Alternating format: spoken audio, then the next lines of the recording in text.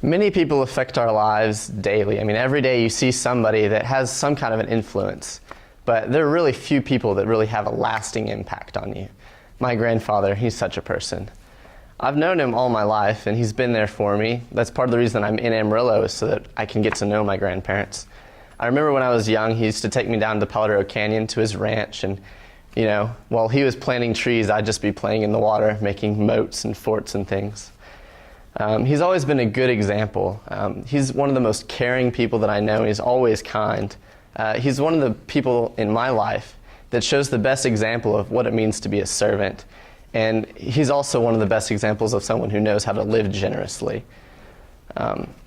He always was generous, and that's how he's always been, not just with people that he knows and he's comfortable with. Like for me, when I was little, if I ever had shoes, like you do when you're young, that are wearing out or anything, just like they normally do, if he saw that, he'd just take me right to the store and say, Jeremy, pick out the shoes you want, we'll get it right there.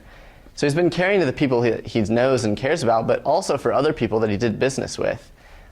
He would always take the lower end of the deal. He'd never whenever he was coming up with a deal, he never split it 50-50. He'd split it 60-40 and always take the 40, so that they would always be happy with him and want to do business again. And then one time, he actually passed up a business deal for over $1 million just to keep a friendship, because he would have had to go behind one of his friends' back, even though it was their fault. So that just kind of shows the kind of person that he is, that he'd rather keep a friendship than make $1 million off one deal. Another thing, he's always been a servant. He always has been helping. He's always been encouraging and supportive. Every time that I've been there and had an event or a match of any kind of sport, he's always been there on the sidelines cheering me on, especially with my fencing. He's always been there, and he's had contacts for me and had friends who were fencers and let me talk to them. And it's really just been a great thing to have him behind me. Another thing is he's always just been there and encouraged me by telling just stories of when he was my age, when he was a kid. Just from digging holes in the backyard and stuff like that to, the more important things. He's always been somebody who has really been a hard worker. He's always known how to help you out and really be there for you. Like whenever we would go down to his ranch down in Austin, because he has a lot of land, because that's part of what his job was, we'd go down there and, part of the deal was we need to cut out cedars. And instead of just, telling, me and my other cousins, hey, just cut out those cedars and clean it up, he'd always do it with us. He'd always help us out, show us what to do. He'd always served by bringing drinks and donuts to any of my games. For a basketball game, he'd bring us a thing of donuts, That was just the person that he is. He'd always be caring and generous and just a really great servant. He's just become, in all those three areas, just a really, really good role model for me. And I really just want to be like him. I know we all have grandparents, and many of us have role models, but I know that I'm somebody that I can say my grandparent is my role model, and he's really been influential in the person that I am today. When I was in middle school, I was very awkward. I had the skin problems, the braces, the I Love Matt Hernandez t-shirt. It was very bad. It's very bad.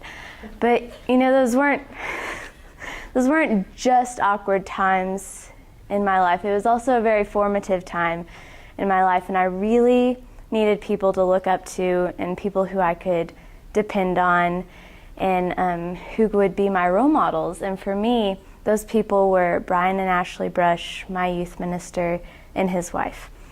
And I was an active member in their youth group, and because I was not exactly welcomed by the not as awkward peers in my youth group, I got to know them really well because I hung around with them, kind of like the awkward little third wheel person, like, hey, can I come with you guys? Sure.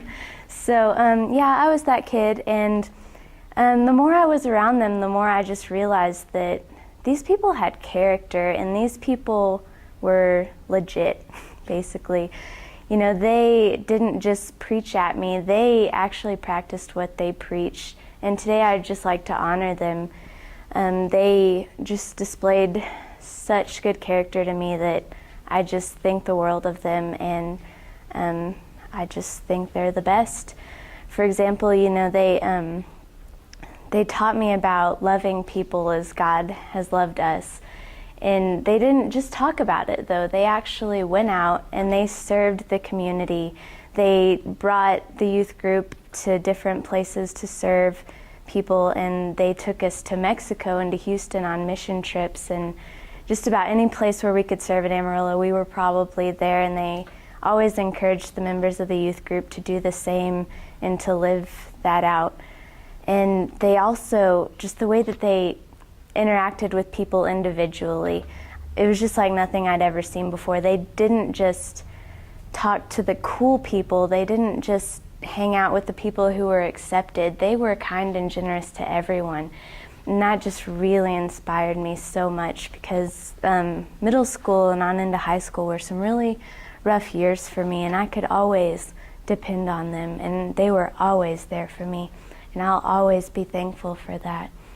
And they moved away about 3 years ago to Fort Worth, but even from over 300 miles away, they're still influencing and impacting my life in powerful ways because of the character that they displayed. And I just hope that I can display at least half the character that they've shown to me.